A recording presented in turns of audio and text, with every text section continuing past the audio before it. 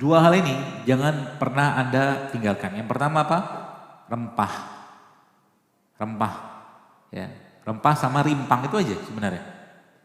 Ya, modal kayak begini ya, Masya Allah nih, saya pernah nyobain, nanti Bapak Ibu bisa cobain nih. Ini minuman sederhana tapi efeknya luar biasa. Nanti Anda ambil jahe, nih ibu-ibu juga nih. Jahe, kemudian kunyit, kemudian lengkuas, kemudian serai. Ini jahenya paling banyak, nomor 2-nya kunyit, yang nomor 3-nya lengkuas, nomor 4-nya serai. Ya 4 itu tadi. Kemudian ada kasih air panas, air dispenser aja cukup lah. Kemudian setelah agak dingin, teman-teman kasih jeruk nipis, gitu kan, sedikit aja. Setelah itu disaring. Setelah itu disaring, ambil sarinya, dan habis itu Anda blender dia sama kurma. Ya, yang kurma dibuang bijinya, nanti di blender sama itu, minum. Saya nyebutnya ultimate rimpang. Jadi 4 yang terbaik itu, ada kunyitnya, ada jahenya, ada lengkuas, serai, ini kan bukan rimpang, ya serempah lah. Itu terbaik. Apa efeknya? Antioksidan ada, buat pencernaan ada, buat otak ada, buat jantung ada. Kapan minumnya? Saat tubuhnya istirahat.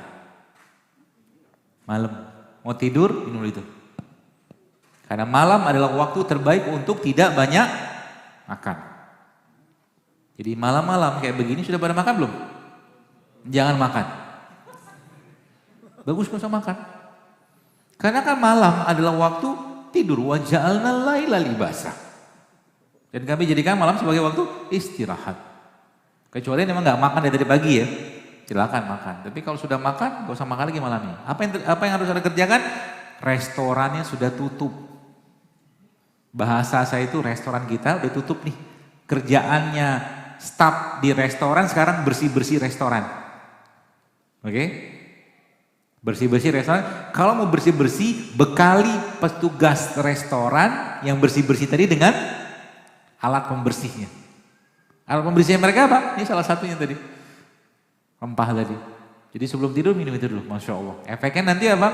Tidurnya akan pules dan jangan lupa zikir sebelum tidur. Selanjutnya apa lagi? Ya, bangun malam. Jangan lupa bangun malam. Paksain Pak Bu, paksain serius. Bangun malam tuh ya, kalau boleh saya katakan, kalau kita setelah ceritanya hidup saya kayak begini, mau terbebas, mau jauh dari kanker, mau jauh dari penyakit degeneratif, penyakit negatif seperti contohnya apa? Stroke, darah tinggi, kencing manis, seperti itu ya. Bangunlah malam. Itu waktu terbaik tubuh kita untuk meregenerasi sel malam itu. Ya, simple sebenarnya. Ya, ada rempah, ada rimpang. Satu lagi ini, ya mungkin terakhir sebelum tanya, ini nih, tempe. Ya, jangan lupakan mereka ini. Ya, tempe merupakan salah satu makanan paling sehat untuk pencernaan kita. Ya, pagi-pagi boleh makan tempe boleh. Ya, caranya gimana? Potong aja tempe, celupin madu.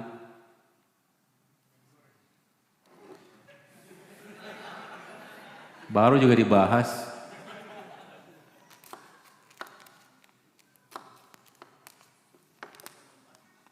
Ini gak mentah, kan kedelainya udah direbus.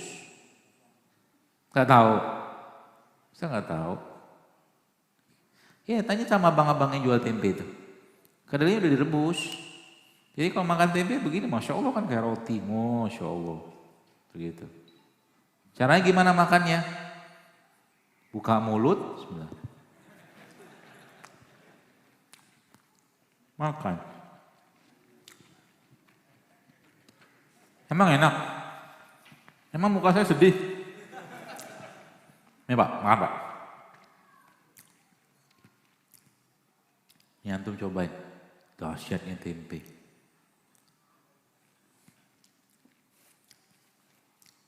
Ini maaf. Langsung dimakan. Enak? Enak. Serius? Gak bersalah gitu kan? Madu Sumbawa, bukan madu Yaman. Yaman, nggak tahu? Pokoknya madu lah. Madu yang baik apa? Madu yang baik itu madu yang sanatnya jelas, rawinya jelas, matannya jelas. Itu ya, ada probiotik, ada rempah, ada rimpang, ada fitonutrisi, sehat insya Allah, tenang aja. Jadi kalau kita bilang, mungkin sekarang kalau kita udah mulai oh ternyata masalah di badan saya selama ini apa? Rempahnya nggak ada, rimpangnya nggak ada, probiotik nggak ada, prebiotik nggak ada, sayur jarang, air jarang. Sekarang kenapa perempuan-perempuan sekarang banyak masalah di pencernaan atau reproduksinya? Gimana enggak? Masalah? Ya. Wanita-wanita itu sekarang kalau boleh saya katakan, kenapa menstruasi mereka? Jadi ibu-ibu dengar baik-baik katakan. Menstruasi pada perempuan enggak boleh sakit normalnya. Kalau sakit sedikit aja. Enggak boleh terlalu lama. Ya. Terus enggak boleh berlebihan jumlah darahnya, enggak boleh. Kalau mens aja. Ya insya Allah seperti itu. Caranya gimana? Terutama makanan-makanan yang berbasiskan tepung dikurangi deh perempuan. Nah, itu salah satu biang utamanya lah. Ya. Kalau Anda tanya sama ibu-ibu itu apakah mereka makan tiap hari, belum tentu makan loh. Makan bahasanya kita ya, ada nasi ada apa, tapi baksonya, mie ayamnya, kan tepung semua kan? Kan begitu. Akhirnya apa? Bermasalah. Caranya gimana? Tadi salah satu resepnya. Maka kalau teman-teman baca, saya kemarin agak surprise, agak kaget juga Masya Allah. Waktu saya survei di Instagram itu. Berapa orang yang berhasil hamil itu loh. Itu kan komennya ada 5.600 komen loh itu. Dan itu ilmu semua.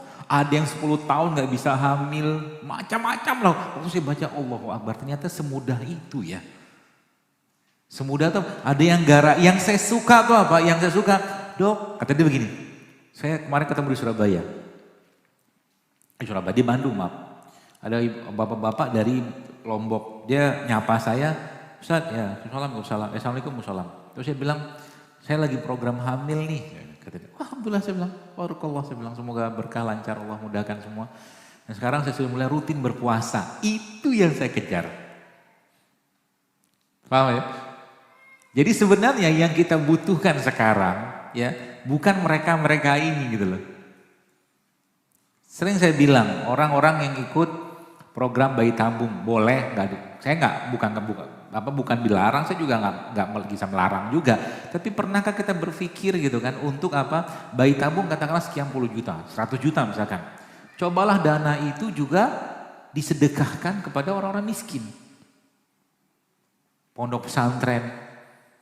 Minta sama mereka didoakan. Nah sekarang kita tuh butuh kayak begitu sebenarnya. Yang kita butuhkan apa? Bagaimana kolbu kita itu terikat sama Allah. Dan apa susahnya bagi Allah memberikan anugerah kehamilan sebenarnya. Masalahnya apa? Masalahnya udah sakit, udah belum dikasih keturunan, tahajud males, ya, duha males, baca Quran males, sama Allah nggak beradab atau kurang beradab gitu loh. Gimana Allah mau kasih? Gitu loh. Sama badannya pun kurang beradab. Kurang beradab itu maksudnya apa? Lebih banyak menzolimi badan gitu loh. Sampai kapan mau kayak begitu? Sayang Pak Bu. Ya. Benar, dengan atau tanpa hidup sehat kita akan mati. Benar. Tapi bagi saya pribadi, saya mau cari peluang-peluang pahala. Ya, dengan kita sudah tahu ilmunya sedikit, caranya gimana? Ya jaga badannya. Sehingga nanti ketika makan-makan beginian, minum beginian diniatkan karena Allah, dapat pahala kan? Dapat pahala lagi. Apakah dengan itu kita tidak mati? Tetap akan mati, tenang aja. Ya, pasti mati kan? Gak usah bahasa saya itu, yang gak usah berlebihan juga. Nanti pada akhirnya yang kita butuhkan nanti bagaimana makanan-makanan sehat ini kita makan secukupnya, sisanya kita kasih orang, itu nanti yang kita lebih butuhkan. Anda makan semangka 1 potong, gak bisa juga makan 1 kan? Makan 1 potong, 2 potong, sisanya kasih ke orang. Dan itu nutrisi yang terbaik untuk kita. Sedikit aja makan. Gitu loh teman-teman sekalian. Dan itu memang butuh dibiasakan. Ya termasuk sedekah ya. Sedekah itu kan salah satu makanan hati yang paling baik. Makanan tanda kutip ya, nutrisi kolbu yang paling baik itu memang sedekah salah satunya di luar Quran. Quran itu memang luar biasa. Ya. Jadi semua syariat yang Allah perintahkan dalam Al-Quran atau mungkin dicontohkan Nabi SAW, semuanya menyehatkan. Tapi kita tidak melakukannya untuk sehat. Kita melakukannya karena ketaatan dan kewajiban, itu aja. Ya, sholat aja kalau dikerjakan dengan baik itu alhamdulillah, masya Allah lepeknya luar biasa ke badan.